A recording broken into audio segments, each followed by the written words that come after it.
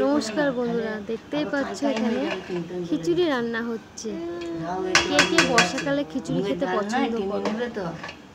আমার তো ভীষণভাবে পছন্দ বর্ষাকালে গরম গরম খিচুড়ি। বর্ষাকাল আসলেই মনে হয় যেন একটু গরম গরম খিচুড়ি খাই। দেখতেই পাচ্ছ আমাদের দুপুরের খাবার রেডি।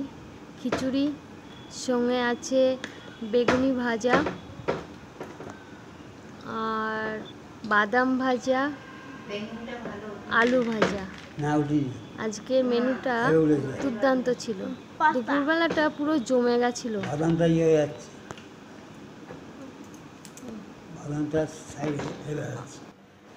তোমরা কে কে খিচুড়ি খেতে পছন্দ করো কমেন্টে জানাবে।